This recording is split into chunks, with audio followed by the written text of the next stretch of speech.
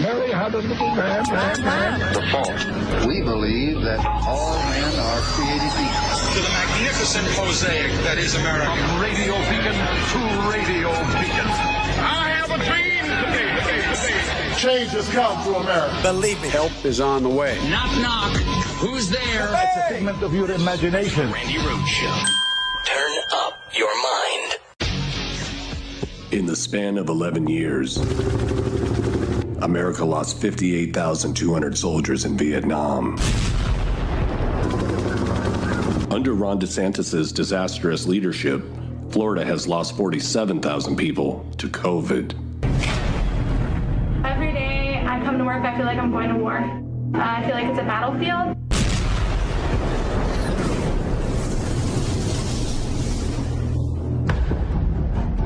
Governor Ron DeSantis has been downplaying the severity of COVID in Florida. I mean, it may go up a little, but it is not surging.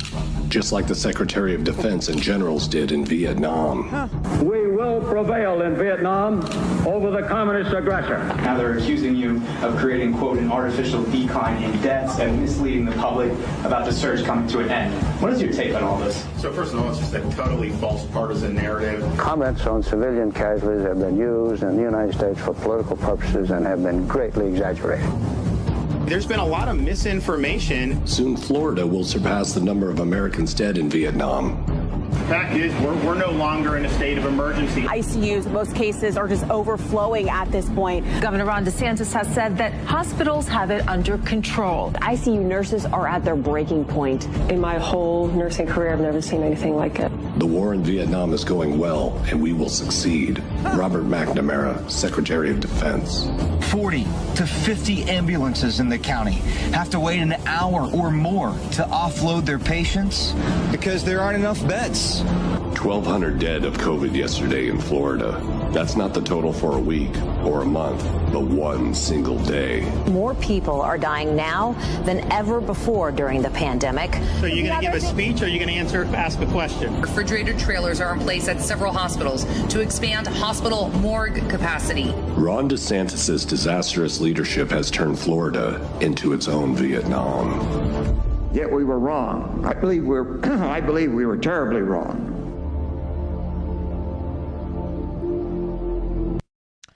Hi. Happy Friday, you bastards. It's match day. It's match day at Free Speech TV. Happy match day Friday, you bastards. So Florida is not Vietnam. Florida is not Vietnam because you could get out of Vietnam. I'm still here. I'm still here. But, in the time that it took for Don Winslow's production company to put that particular piece together, with the current numbers at the time he put the piece together, which was last night, the numbers have surpassed 50,000 dead in Florida. Yeah, so even that is expired. Everything is dying here. Everything, including Don Winslow's hard work. 50,000 deaths in Florida alone. It is a grim milestone. But this is Florida. We specialize in grim milestones. You could have a grim milestone marker every 2 miles on our highways. Every single 2 miles. Next grim milestone, 2 miles. Like Yahoo Junction or Yeehaw Junction signs. They start, like 150 miles away from Yeehaw Junction. We could do it with grim milestones or just every 2 miles have one. 50,000 deaths from COVID. And God only knows how many haven't been counted yet. So when I tell you that his piece of work there, Don Winslow's production company's piece of work there, expired in the time that it took for him to put it together, post it, for me to see it and bring it to you, the numbers have changed because we're suffering here from extreme DeSantis. It's a disease all unto its own. You can't keep up with it. And Florida has changed the way it reports its numbers. So we've probably, I know we've surpassed 50,000. I know we have. Because yesterday alone, we lost 1,554 more people Just yesterday, 1,000. That's not a national number.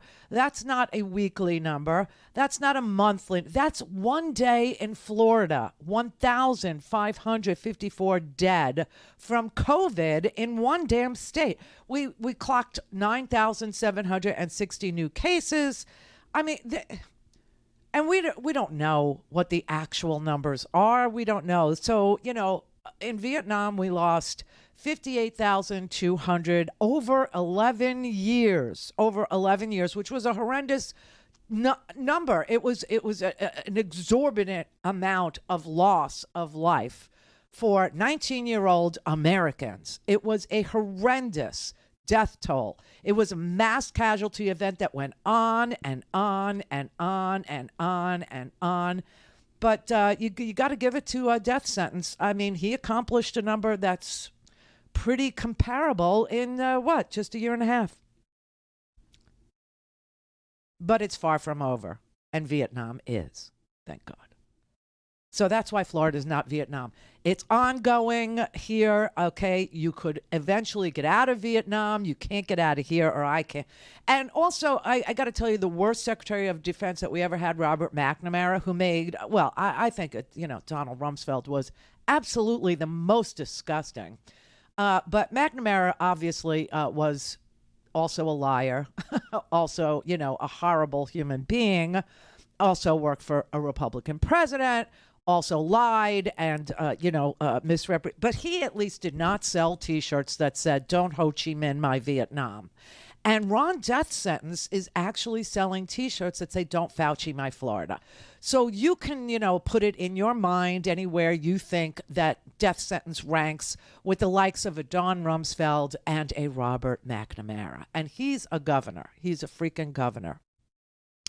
And people are just dropping like flies in this state. They're just dropping like flies. We just lost another talk show host, and 7 right-wing radio and high-profile anti-vaxxers have died in the past few weeks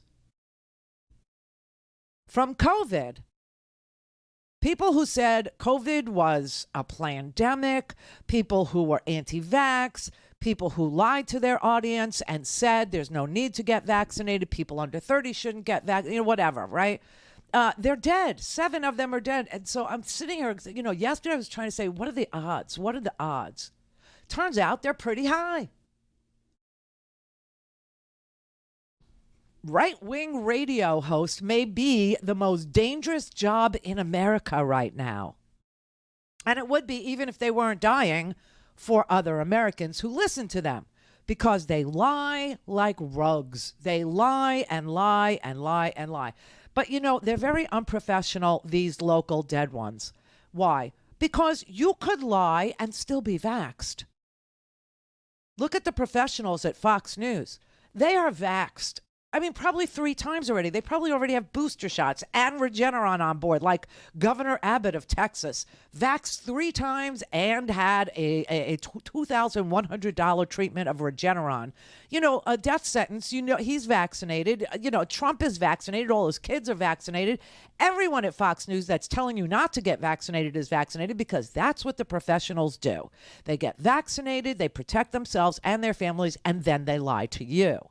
But these were unprofessional sort of, minor league champions, of the lie, because they didn't know enough to protect themselves and then continue to lie to their audience, which is, what true right-wing professional broadcasters learned to do.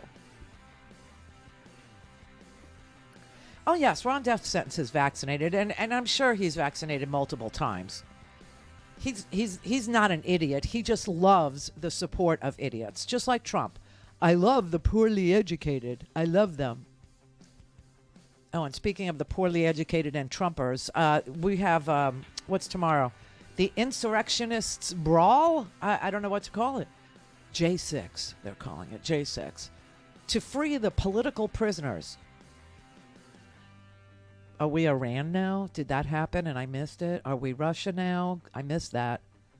Are we Afghanistan now? I don't know. Political prisoners? Are we Central America?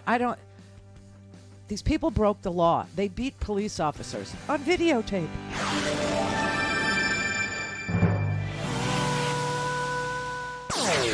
things Randi at RandiRhodes.com. Go for launch. Speaking truth to power, the Randi Rhodes Show. Right-wing radio host is truly gunning for the most dangerous job in America title. At least 7 radio hosts and high-profile anti-mask and anti-vaccine advocates have died from COVID-19 in just the past few weeks. Before catching the virus, the conservative crusaders had shared conspiracy theories about vaccines, told supporters misinformation about the virus, and even held rallies in opposition to mask mandates. And it's this kind of misinformation that has resulted in these sickening, sobering, and largely preventable stats. 1 in 500 Americans have now died from COVID-19. Jesus. The virus is currently killing roughly 1,900 Americans per day on average, a 33% jump over the past 2 weeks. The overwhelming majority of those deaths are among the unvaccinated. They're dying for no reason. Like I said, get vaccinated and then go ahead and lie to your audience. You don't have to die while being, a liar.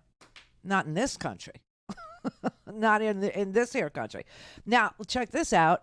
Idaho, the whole state now was just northern Idaho when we started reporting that northern Idaho hospitals like in Coeur d'Alene were going to crisis care standards, meaning only the most likely to survive would get access to the scarce resources that the hospitals in northern Idaho had to offer. Well, that's gone statewide, everybody, statewide. If you're in Idaho and you go to a small hospital and you need critical care or you need something that the little hospital near you can't provide for you, used to be that they could transfer you to one of the bigger hospitals that had more equipment, more doctors, more specialists, more supplies, more ICU beds.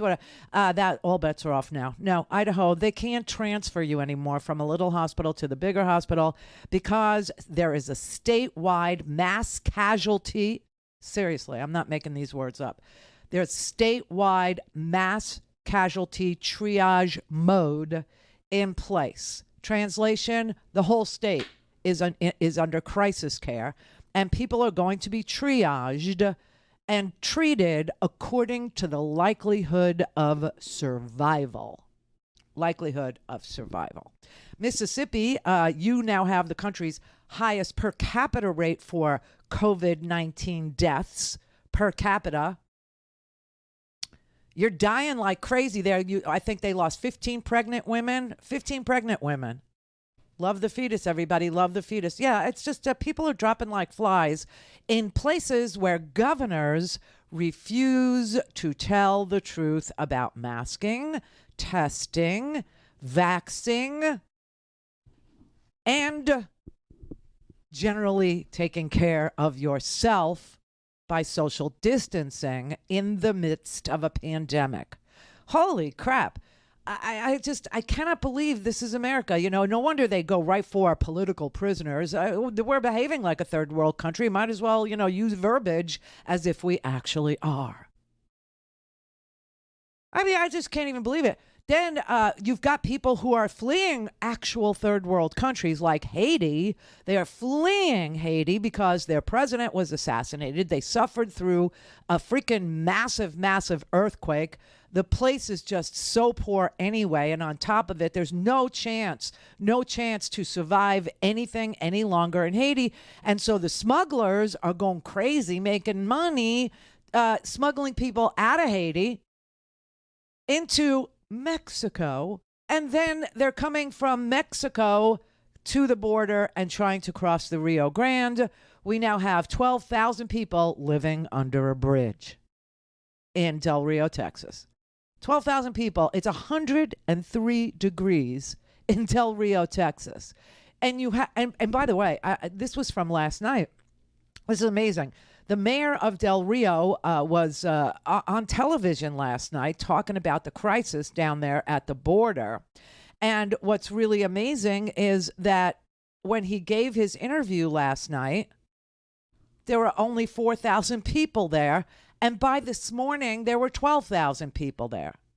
I just you can't even make this stuff up. So the U.S. Border Patrol says that there's 12,000, mostly from Haiti, in a temporary staging area, which sounds like there's going to be a show. Hey everybody, let's put on a show. Yeah, a staging area under a bridge in the Del Rio, underneath the Del Rio International Bridge, and they have 22 porta potties for 12,000 people. Good luck with that. That couldn't possibly become a health thing, could it? And the court, the federal judge that was hearing the case about Title 42, meaning that Joe Biden would have the ability to deport people because we're in the midst of a pandemic, and he could invoke Title 42 of the Homeland Security, titles.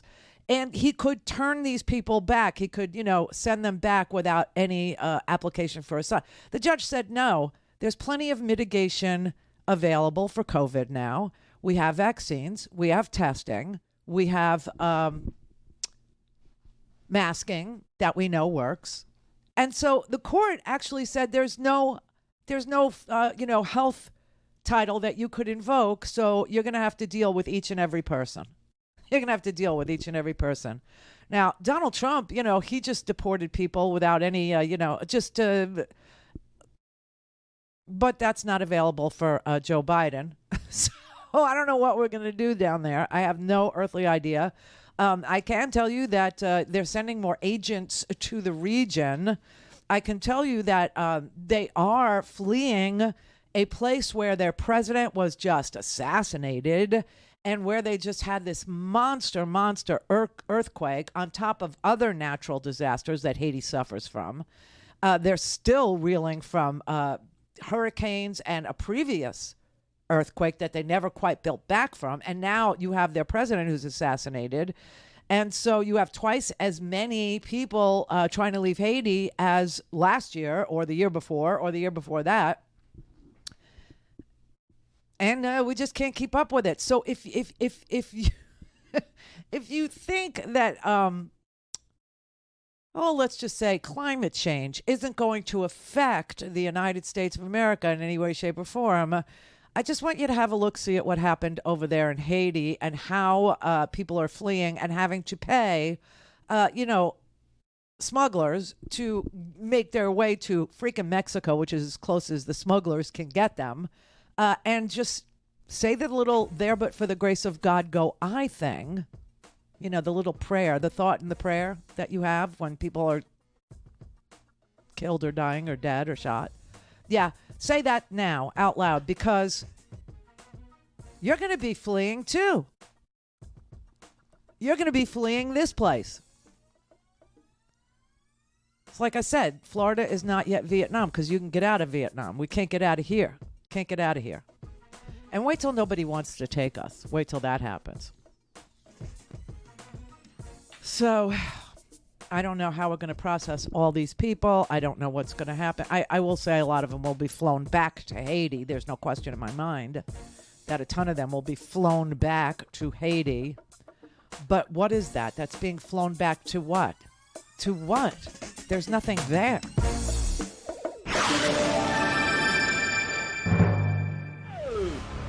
Call in, connect. To speak to Randi, call 561-270-3844. Yeah. 561-270-3844. That's our phone number. That's my phone number, 270-3844. That's mine. I have another number for you. This will be the number for Free Speech TV. Free Speech TV, independent media. It should be the backbone for our society, is a free and fair and open media that doesn't have to answer to corporate sponsors, that doesn't answer to political PAC money or any kind of political ads. And that is what Free Speech TV is. It is independent of those things. No corporate influence, no political influence. These social justice movements, the movement to put truth out about COVID and vaccinations and masking and social distancing, it's life-saving, It really is. And you would never know to watch certain propaganda channels in this country or go to certain websites or even do certain searches with certain search engines that the truth is out there. It's out there. And that's what we try to do, is bring it to you, serve it up to you so that you can orient yourself and make the right decisions for you and yours. So if you're watching us on DirecTV channel 348 or Dish Network 9415 or Apple or Roku or Sling, it's because of the hard work that goes in every single day to a studio in Denver, Colorado.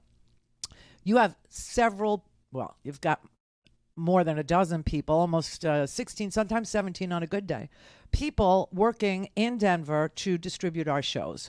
It takes a lot. Accounting and scheduling and technical and all kinds of jobs that Free Speech TV, well, it provides for the community, but these people need to get paid, is basically the message here. So if you can, today is a great day to pony on up and give a couple of shekels. Okay, why? Because we have frontline funders who said yesterday that they would step up and match any donation up to $10,000. And they said, okay, that went well. Let's do it again today. So Susanna, Virginia, and Mark in Florida, John and Jean in Oregon, Delaney in Missouri, Sonia and Gerhard in Wisconsin, Deborah in California, and Robin in Vermont are going to do it again. They're going to put their money where my mouth is again today. So if you gave $100 today, it would actually be $200. If you gave $1,000 today, it'd be $2,000. If you gave $5 today, it would be $10. So this is a good time to do it. Visit us at freespeech.org. You can call 877-378-8669 and talk to a human being that actually works out there in Denver, 877-378-8669. Or if you're a texter, you like the text, it's nice, impersonal, easy, then just text FSTV, Free Speech TV, FSTV, to 44321. 44321 FSTV. They'll send you a secure link and you can donate. You can actually track the fundraiser there too. You can see how much money is being raised and how close we're getting to our goal. So that's a nice handy little tool. 44321, text FSTV. Thank you so much if you can, and if you can't, thank you for watching us. We totally appreciate your presence each and every day. Eileen in Philadelphia, welcome to the show. Hello, Randi. Hello. The last time I called you, not to get personal, but you had just quit smoking, and I was so proud of you, and I hope you've continued, and I haven't heard you cough, so I assume you have. I have. I haven't smoked since the day I told you I stopped. Oh, you are so good. Thank you. That's great. Yeah, it's good. I'm so proud of you. Yeah. It's very hard. And I'm a vascular specialist, so all of my best customers smoke, unfortunately. Ah, yes, I remember you. I remember you. Yeah. And I, by the way, am a Philadelphia Biden voter, so I am the one that they're going after with this little faux audit that these, what can we say? What are the words? What are the words to come to mind? These lying thieves, GOP and PA, want to go after my Social Security number, who I voted for? Like, I'm incensed. Okay, so for those of you who don't know what Eileen is referring to, because it was part of yesterday's show, let's refresh, shall we, Eileen? So Pennsylvania and Wisconsin are about to shell out hundreds of thousands of dollars to do faux audits of the 2020 ballot. Now, Pennsylvania's done 2 audits, okay? They've reviewed each and every vote closer to election time, obviously, and there was absolutely no fraud to report, none. Now they want these Republicans who are, they're Trump pansies. They just want to ingratiate themselves to the awesome war chest that Donald Trump has, compounded by saying the big lie every day. He gets more and more people to donate to him. And they want their little piece of the pie. So they're faking an audit. They're saying they're going to do an audit, and they're going to subpoena every voter in Pennsylvania, in the whole Keystone State. They're going to subpoena voter data. What do I mean by that? I mean, they want Eileen's driver's license number. They want a partial Social Security number, her home address, and how she voted. How she voted, which is a violation of the privacy laws that we have, in the voting rights that we have in our Constitution. We have the right to a secret ballot. Now, this will not pass muster in the courts, Eileen. There's no way. And I saw I think it was your attorney general being interviewed. I don't know if it was this morning or last night. It all, melds together in my mind. But he said, oh, my God, of course this can't happen. People have the right to a secret ballot. But why are they even trying to do that? Because they're going to sell your information to Republican campaigns. They're going to sell your information when they gerrymander. They're going to look at your information. This is what they had in mind for you. It's sick. It's sick. Because, why all this? Why? They're doing all this for a very, very simple reason. They can't win anymore. No, and I remember we were dancing in the streets when they announced, because it took like a week. You remember, because I remember I called you when I was singing Philadelphia Freedom, because it came down to the basically it was Philadelphia. It was Philadelphia and Pittsburgh. Come on, we all voted Biden. And it's called Pennsylvania because there's all these red, just craziness. It's poor, and they're good people. The Americans are good people, but they're just so ill-informed, and you could just tell when somebody's been watching faux news, because they're just angry, and that's their bread and butter. They just rile people up, steal their money, and give them nothing. They do nothing for them. And so it's just amazing. But people that's keep why voting they can't again win. and again. But that's why they can't win. And, this monster that they created with resentful, angry Americans is, they have to keep them corralled. And the only way to keep them corralled, because they are out of control with their anger and resentment, is to keep them loyal to their side because, they've done nothing for these people. And then they exploited their anger on the back end. And now they've created this violent monster. And they're afraid. They're afraid of their own voters. So they have to, keep feeding the beast. They have to keep on throwing out red meat. So the red meat they're giving them now is your driver's license number, how you voted, your home address. I mean, what could go wrong there? What could, I know, right? Well, you sound fantastic, and your aorta thanks you. Oh, thank you very much. From the bottom of my aorta. Thank you. Thank you. Happy Friday. Love you. Love you more. Thank you.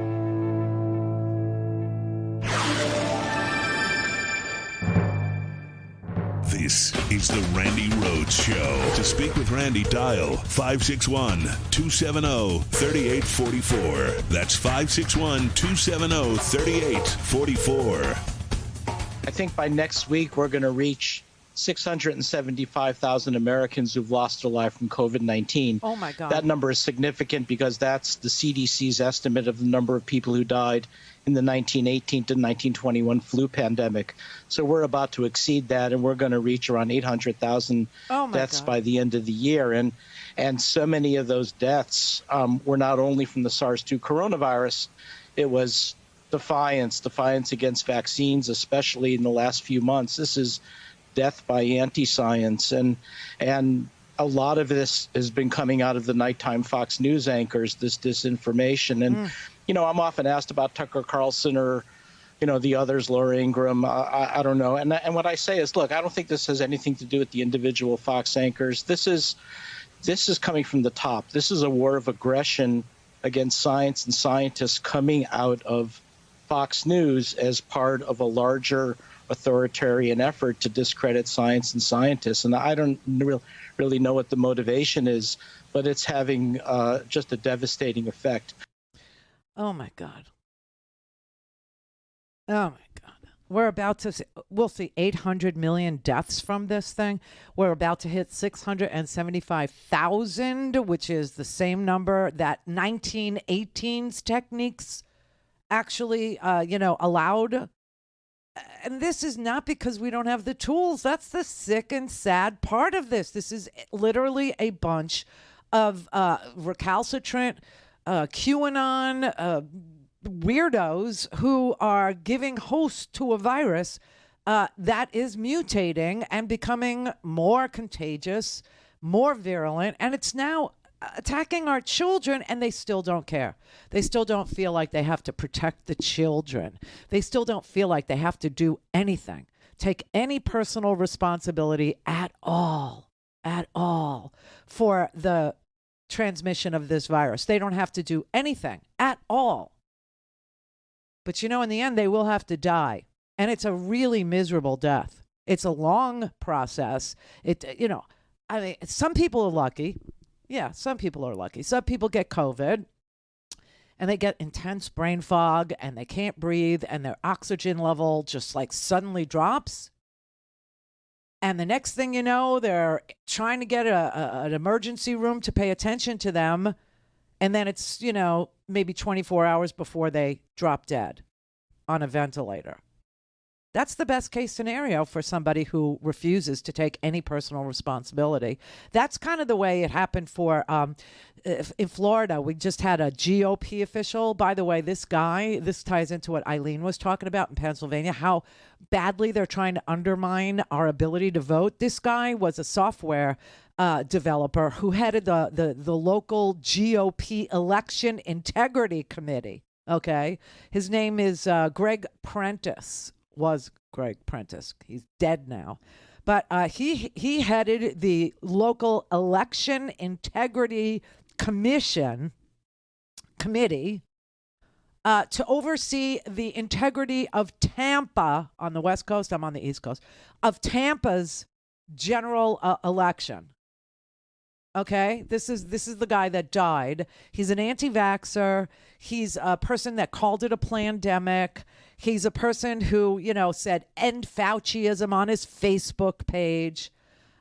He said, this is from his Facebook page. He's dead now. Okay. He said, I'm just hearing that our county administrator, Mike Merrill, has, in large caps, prohibited gatherings of more than 50 people. What is his problem? How in the world does he take the CDC's suggestion, in quotes, and a presidential recommendation, in quotes, and turn it into a Merrill, all caps, prohibition? This kind of stupid isn't limited to a single topic, and what are we going to do about it? He needs to be gone.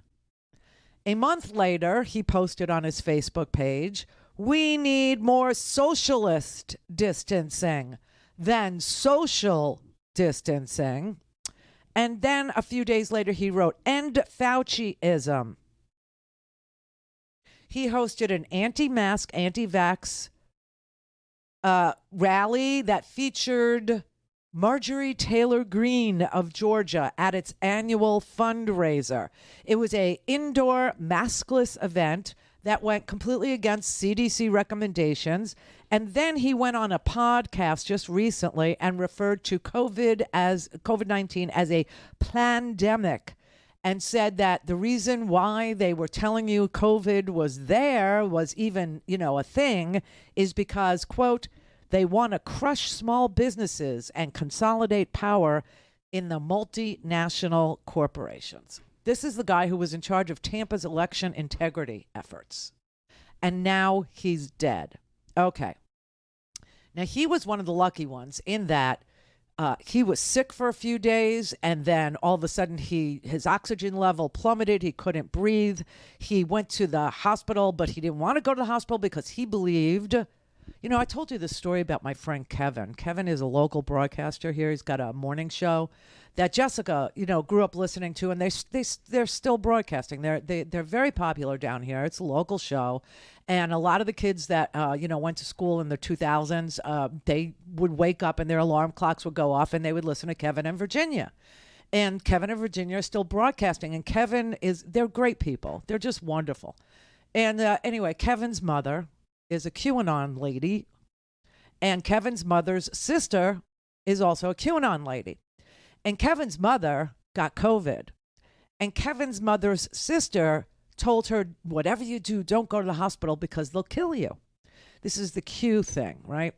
And finally, Kevin's mother got so sick, she couldn't not go to the hospital. She couldn't breathe. Her oxygen level was like in the 80s. I mean, she was about to die. She went to the hospital. They had to put her on a ventilator. They kept her alive for a while, and then she died. She's dead. Now, Kevin shared this with his audience, so I'm sharing it with you. Well, that's what happened to this guy, too. This pandemic, it's just bullcrap. Except he literally went to the hospital, and they put him on a ventilator almost immediately, and he died the next day. So he's one of the lucky ones. But let me tell you something. His friend, a guy named Jason Kimball, literally picked up the phone and called into the Tampa City Council meeting to report the hospital for murder. I'm not kidding. There's a dire situation going on right now at Tampa General Hospital that I don't think anybody is aware of, and I have firsthand knowledge of it. They're intubating everyone that goes into Tampa General Hospital right now as a first line of action. They're using high fatality treatment protocols, and I think that the City Council really needs to do an investigation. It might be outside the purview of this hearing, but I just think that you guys need to be made aware of this as soon as possible, that Tampa City residents are in danger when they go to Tampa General Hospital. And I think that any of the city's involvement with the hospital needs to be reviewed, and especially from a budget standpoint, any sort of funds that are going over to them. It's a dire situation. They're intubating people illegally. I'm going to follow up with this and send city council members some information about what's going on over there. But essentially, when you call 911 and you go to that hospital, you're going into a bad situation. You're not just going in to get treatment. You're going into a very bad situation. He alleged that the Tampa General Hospital staff murdered his friend. They murdered him. Now, nobody wants to intubate a patient because the staff that's required to intubate, the monitoring that's required to intubate, the nursing staff, the doctors, the respiratory therapists, the supplies, the large amount of feeding tubes that now have to be inserted because you can't eat, the plugs up your bum. I mean, this is what it looks like. And you have a lunatic fringe out there that refused to get vaccinated, that wouldn't go to even, and now they're accusing nurses of murder. Nurses in all over this country are now reporting to news outlets, to organizations that will interview them, that they're being phoned up at home, they're being threatened. Doctors and nurses, especially nurses, they're being threatened, their families are being threatened, and they're being accused of murdering people. These nurses and doctors pre-vaccine risked their lives to treat you in the first place. In the second place, they're still treating you even though you're the lowest information person that there could be in this here country, because with free and available vaccines everywhere, with no scarcity at all, you're still not getting vaccinated. And they're still treating you, and you're now turning around and attacking their character. That's rich.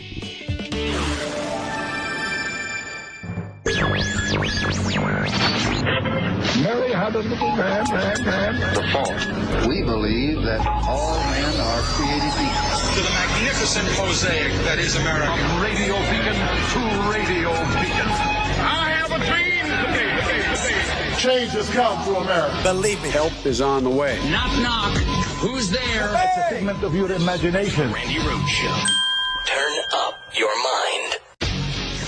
My God, last hour there was a press conference. I just pulled this from General McKenzie, who is now admitting what we sort of knew for a while here, and that is that the drone strike, that last strike in the war in Afghanistan, the last military strike of the failed military operation in Afghanistan that went on and on and on and on for 20 years, that the last strike looked just like the first one did. It was wrong. It was bad. And innocent people who had nothing to do with 9/11 are dead. Good afternoon. I'm here to brief the results of the investigation I directed following the report of civilian casualties from our strike in Kabul on 29 August. Having thoroughly reviewed the findings of the investigation and the supporting analysis by interagency partners, I am now convinced that as many as 10 civilians, including up to 7 children, were tragically killed in that strike. Moreover, we now assess that it is unlikely that the vehicle and those who died were associated with ISIS-K or were a direct threat to U.S. forces. I offer my profound condolences to the family and friends of those who were killed. This strike was taken in the earnest belief that it would prevent an imminent threat to our forces and the evacuees at the airport. But it was a mistake, and I offer my sincere apology. As the combatant commander, I am fully responsible for this strike and its tragic outcome. Resign. It's the least you can do. Okay, so that is what war is, and that is why I was against it. This is the final insult to the injury of the 20-year war that was visited upon American youth, American women, American men who signed up to serve in the war on terror and found themselves in the freaking mountains of Afghanistan. For the love of Pete. So it ends the same way it begins, with dead people who had nothing against us, nothing to do with anything that happened in the United States of America ever. Ever. It's just so unbelievable. Now, throughout these endeavors in these far-flung countries that did not attack us, we have bombed wedding parties, children, tortured people, stripped them naked, put electrodes on their private parts, photographed them, dragged them, sick dogs on them. And everybody wonders, why in the world do we have like the youth of the Middle East radicalized against the United States? That'll take a bigger brain than mine to figure out. Oh no. Oh hell no. This one is so easy. This was such a disaster. This is what Republican presidents, and by the way, if Donald Trump was president of the United States and that happened, okay, he had set he surrendered us to the Taliban, released 5,000 prisoners from Afghan prisons ahead of the pullout that he had no plan for, and left on the desk of the succeeding president, the one who won the election, and put a deadline on it for May 1st. Okay, May 1st. Now, I will tell you that people that worked with the president, remember Anonymous, who wrote, The Secret, anonymously, titled, it was an op-ed. It was in the newspaper that was saying that Trump was deranged and unstable, and everybody in the cabinet knew it. And he was just trying to put out an SOS to the American people to do something because we had an unstable president who was, crazy, just a madman. And they didn't know what and some of them were staying there because if they left, that he would just go get more loyalists and more devout, Trumpers. And so they needed to keep their hands on the steering wheel and blah, blah, right? So Milley was one of those that stayed. But some of them, just couldn't take it anymore and left. I mean, Bill Barr had gone all the way until he was asked to rig an election, and he said, no, I'm not doing that. But they were all talking about how the United States of America was prepared to pull out of Afghanistan like the minute that Donald Trump became president of the United States without a plan, and that none of the Americans would be able to get out, and that none of the Afghans that acted as translators or security guards or people that, worked in our embassy, loyal to us in the face of grave danger in Afghanistan from ISIS, from the Taliban, that none of them would be evacuated if Trump had his way. And I'm very sure that if we, that we were lied to about what happened to, the soldiers, who died in 19 and the soldiers who died in 18 and the soldiers who died in 2017, right? There was no fanfare. There was no muss, no fuss. And then when you had soldiers that we found out we had soldiers like in far-flung places in the world, like in Kenya, and they were killed. And Donald Trump was tasked with calling their widows, and he couldn't learn officer. He was I forget his rank. I don't think it was a sergeant. a specialist, LaDavid, and he called his widow, and he said he knew what he was signing up for, like that. We would never get the truth, ever get the truth about this drone killing 7 children and 3 adults who posed zero threat to the United States. We would never get the truth. So, props for telling the truth. But this is really, disgusting. This is heinous. This is war. This is what war does. This is what war looks like. It's what happens in war. The fog of war, they call it. I mean, mistakes are made. People end up dead.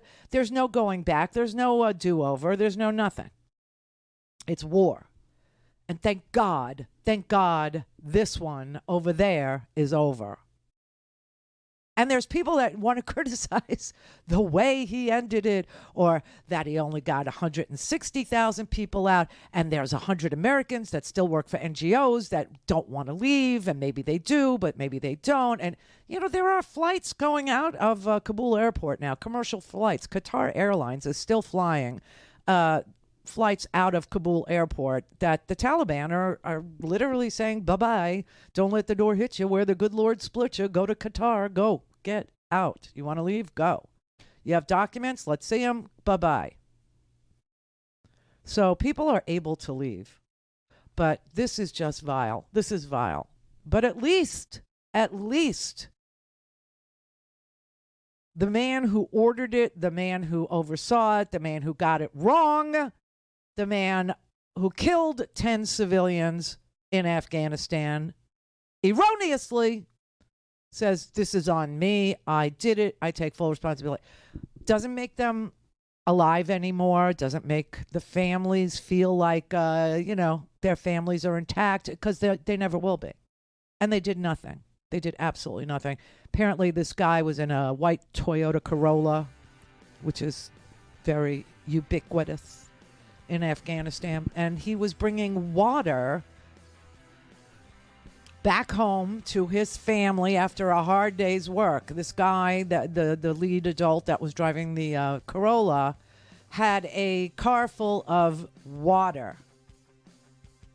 He was the main breadwinner for 12 people. And that's all he was doing, and he went home after a long day at work. And a drone literally followed his Toyota Corolla, the white one, thinking it was another white Toyota Corolla, and blew up his whole family's little compound there. And killed 7 kids and 3 adults. I hate war. It's gross. It's Randi at RandiRhodes.com. Go for launch. Speaking truth to power, the Randi Rhodes Show. Florida has lost more than 50,000 people to COVID since the start of the pandemic. And according to new data, 1/4 of those deaths occurred just this summer. God. The Centers for Disease Control says 50,811 people in Florida have died from COVID, an increase of more than 2,000 in the past week. The state has the 11th worst per capita death rate among the 50 states, up from the 17th spot in just the past 2 weeks. According to the Associated Press, about 1 in every 400 Florida residents who were alive in March 2020 have since died of COVID-19. Only cancer and heart disease have killed more Floridians during that period. Jesus Christ. So those are like war casualty type numbers, okay? This is unbelievable, and it's preventable. That's the insane part. And that you have people who are dying of it, then turning around and accusing the hospitals that showed up for them of murdering them, their friends, their family. I mean, it's just, it's, I don't know how this happened. I don't know what's in the water. I don't know what's in the marijuana. I'm growing my own marijuana because I don't even trust the marijuana in this here state anymore. I don't smoke the marijuana, as you know, but I will happily grow it because I'm a damn good gardener. Go check my Instagram page. I just posted the 6-week photos of my little babies. Trying to figure out if they're boys or girls right now. I'm looking for their balls. Maybe Nicki Minaj can come and do an inspection and tell me, I mean, it's just so unbelievable. I don't trust anything in this state anymore. Nothing. So now I'm going to grow my own so that all the people around me who do it, indulge, can have it, come from my own personal, farm. I'm farming. Brett's upset. He's scared for me because we don't know. I mean, I think in Florida, if you have a medical marijuana license, which Howard does, you could have 4 plants. Brett thinks you could have 3. I have 4. And I don't know if they're boys or girls yet, so I'm not willing to, trim my number down yet. Remember, everybody, snitches, they get ditches and stitches, so everybody just keep it cool. You can snitch on me. I don't care. But yeah, I mean, it's unbelievable what's happening here. It's unbelievable what's happening in Arkansas. It's unbelievable what's happening in Mississippi. It's unbelievable what's happening in Idaho. It's unbelievable what's happening in Texas, where all of these people who are condemning us to this horrendous situation with emergency rooms. And did you see the story of there was a little boy who had appendicitis, and his family went and took him to the ER, and this poor little kid, his appendix literally ruptured. He got sepsis, okay? He nearly died from appendicitis because they were in the ER where it was so crowded that the kid couldn't be seen for like 6 hours, which gave his appendix a chance to rupture and poison him. But he didn't die, thank God. I mean, it's a miracle that this kid's alive. And the dad was, interviewed, and he was saying on the TV, we all had to stand in the emergency room. There were no seats at all. And so we stood for the whole 6 hours, and we held our son, and it was very hard for us to watch him, writhing in agony and sweating and, freezing and going through all this avoidable pain.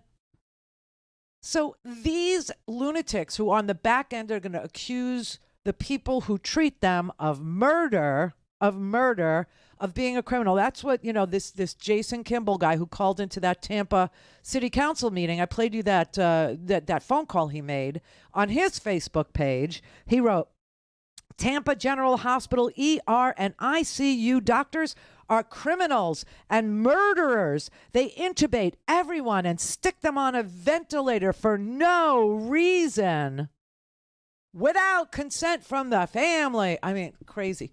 This is what they'll do on the back end of treating them. And those of us who have, kids with ruptured appendix, or have a stroke or a heart attack, or some sort of accident, stay off ladders, everybody. I was going to get on a ladder because a light bulb on my landing, the light bulb is out and the ceiling's very tall. And I would have to and I actually thought about it, and I thought, no, because if I fall off and I have to go to the ER, I'm just going to wait. I'll be there for 10, 12, 14, 18 days. Because in Florida, the ERs are always jammed anyway. So can you imagine what they're like now? Oh my God, people in the hallways. That's a normal thing in Florida. People in the hallways of emergency rooms is normal. Normal here. I can't tell you how many hallways I've sat in with Loretta. I can't even tell you how many hours of my life were squandered in a hallway in an emergency room setting in Florida. And now with the COVID, holy crap. You're talking days. So stay off ladders. Don't do anything, that's like, don't do any hobbies like skydiving or deep sea, don't. We have to curb our freedoms. We have to curb our way of life. No surfing, no nothing fun. No, I wouldn't even ride a bicycle. I wouldn't even do that. No. Because God forbid something happens, you fall off the bike, you get hit by a car, 15, 20 days. We have gunshot victims that have bullets in them for 6 days now.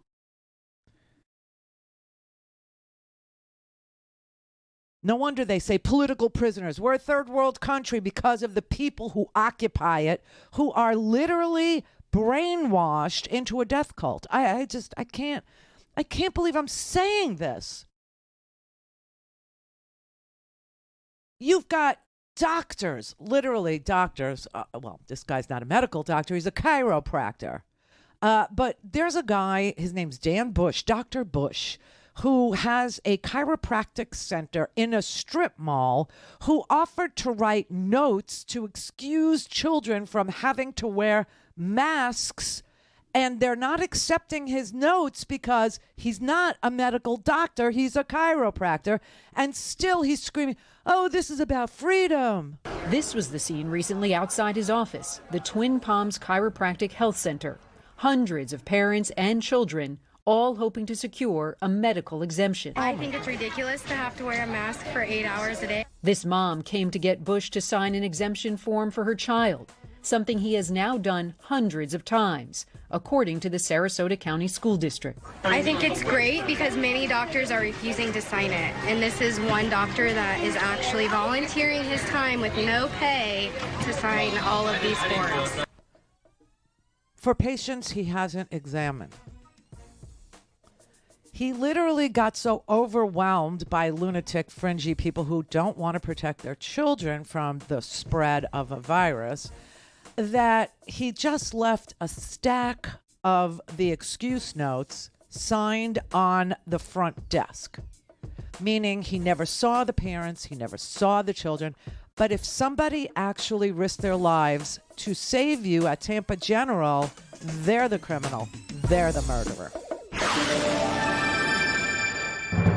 Call 561-270-3844. 561-270-3844. All right, everybody, it's Friday. It's Friday, you bastards. And today happens to be a Friday match day for the Free Speech TV Fall Fundraiser, the Fall Pledge Drive.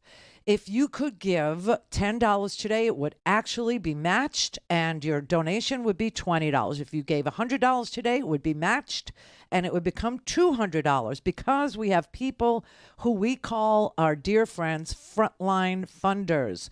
And they put their money up, and they say, they offer a challenge to you, the viewer, somebody who loves Free Speech TV but doesn't know how to support it, on certain days, and today is one of those, where they say, look, you know, if you want to support independent media and you can pony up $1,000 today, we'll match your $1,000 and we'll turn it into $2,000. We'll put 1,000 of our own in with yours as an incentive for you to dig deep. So that's what today is all about. We thank you so much for doing whatever you can. And if you can't, we still say thank you for watching us. We are very happy to have you. But thank you to the frontline funders today who will match any donation up to $10,000 today.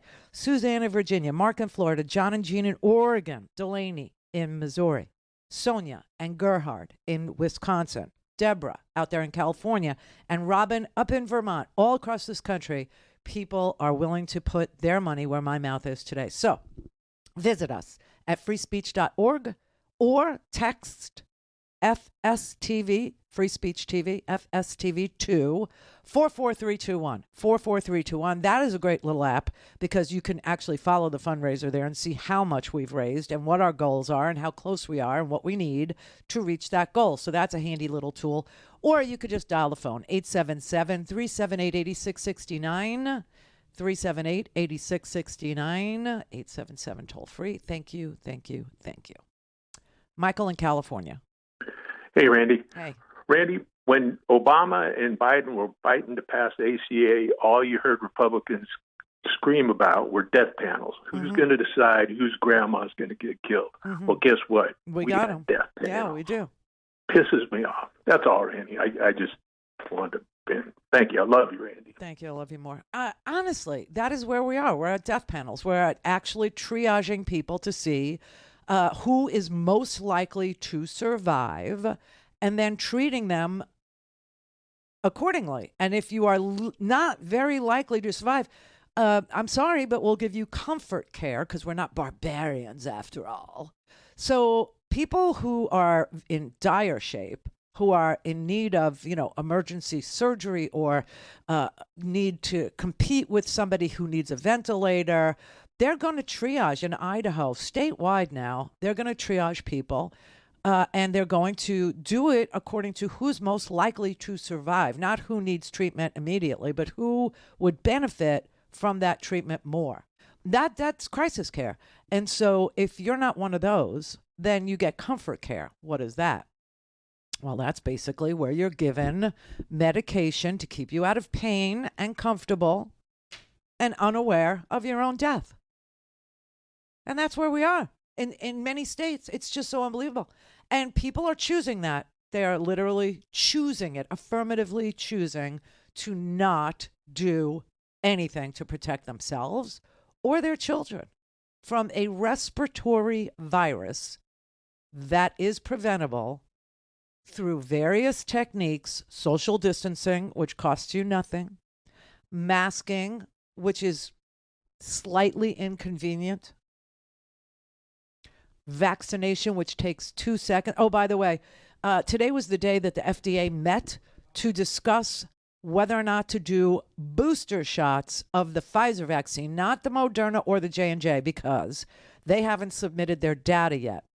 Pfizer did submit their data to the FDA. Now, this is a non-binding decision, okay? What happens is the FDA reviews, and then the FDA votes, and then their decision is non-binding, and then it moves over to the CDC, the Centers for Disease Control. And the Centers for Disease Control next week will review who and when to get a booster shot, and then come up with their recommendations, because that's how science works.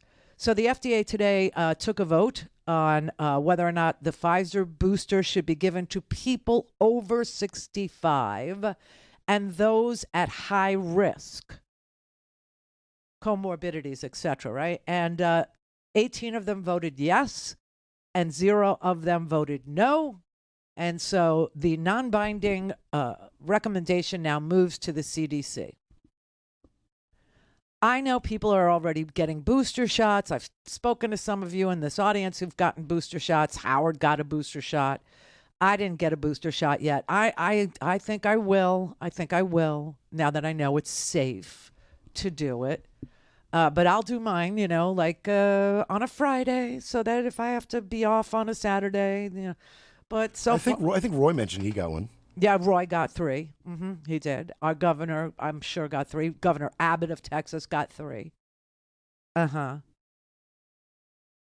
So just keeping you abreast. Len in New York.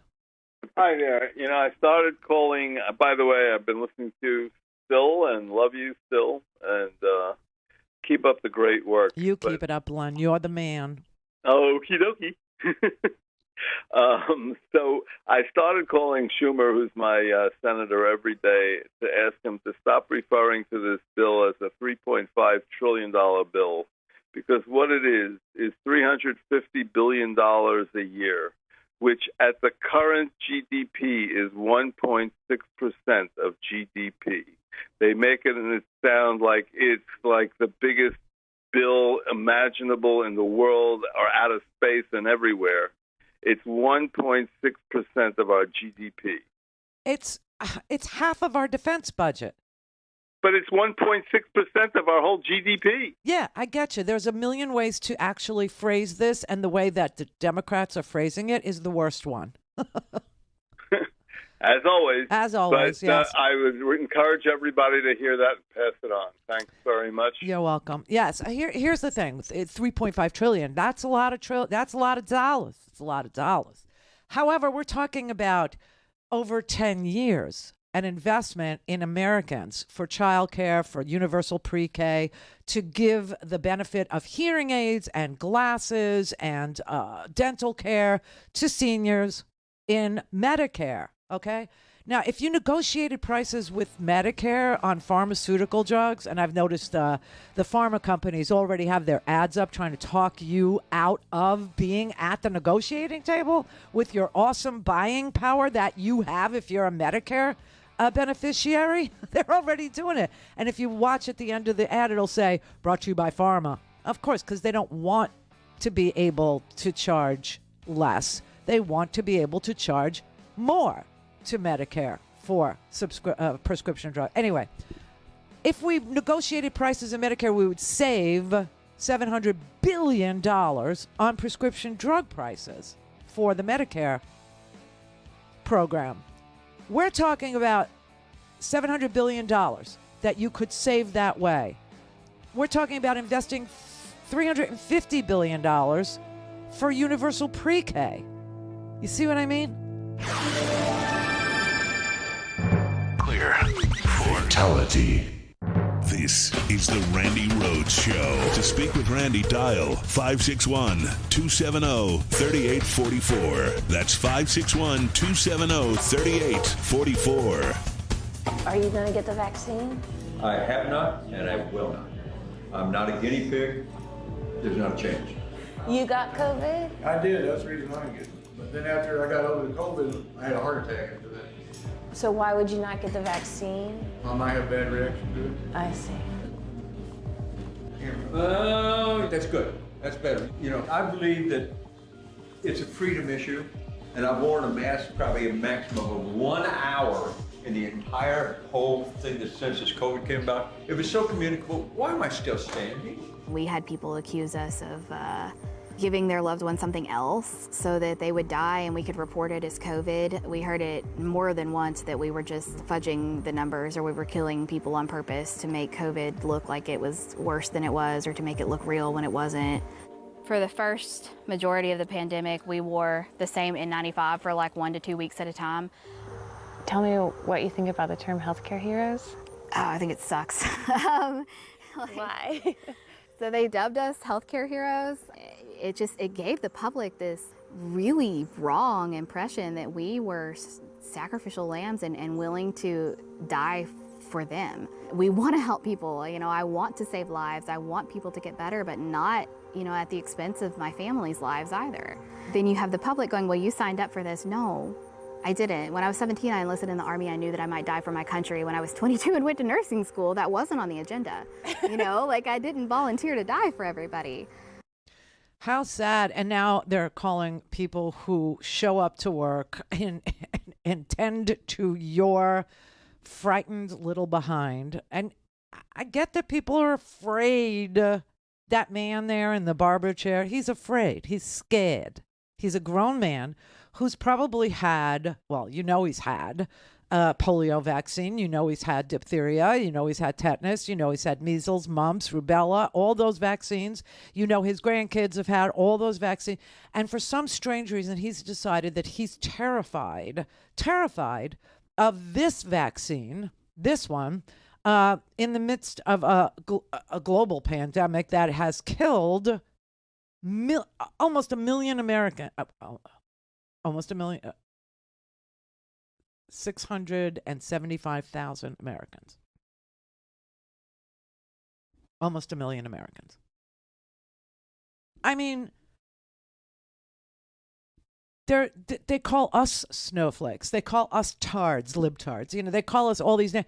But it's projection because they're actually terrified. They're actually scared to the point where they're accusing the person who's going to tend to them, the person who's going to help them, the person who's going to cure them or get them rehabilitated or get them up to speed again, or is going to, you know, give them their lung function back from a respiratory disease, that those people are the murderers. Those people are the criminals. Those people, I don't know how this happened, except to say that the media, the social media, the whole environment is full of propaganda that has been put there by people who do not wish us well, by people who want us to fail, by people who want us to become a third world country, by people who want to divide us, by people who want us one set out on the other. And it's working. It's working. And I keep saying, you know, if the propaganda wins, what will they have won?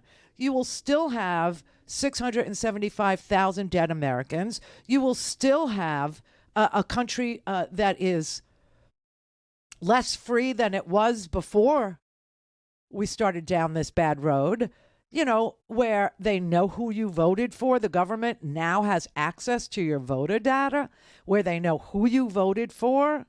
They know your home address. They know your driver's license. And there's no more privacy. Women have no privacy. And, you know, a lot of people in this audience that think that this is about abortion, which is only the second best performer in the arsenal of division. In the arsenal of division, racism, there's no better performer than racism. There's just nothing that performs better than blaming the other for your lot in life or for the condition of our country. Okay, they don't want leadership blamed. They don't want the lack of investment blamed. They don't want the skewed tax code blamed for inequality in this country. They want us to blame each other. And racism is a really easy one to use to get the focus off of the people who are doing it and have done it to working Americans and our families. Racism is a great performer for them. The second best performer is abortion. It tends to divide people who have devout religious beliefs against those who don't. But that's not what abortion is about. Abortion is about a constitutional right to privacy. It's about a right to be secure in your own person, to have dominion over your body, your own self, which is what they're screaming when they won't wear a mask. My body, my choice. They won't wear a mask. So, listen, it's crazy and it makes no sense because it is nonsense. But it's a good performer.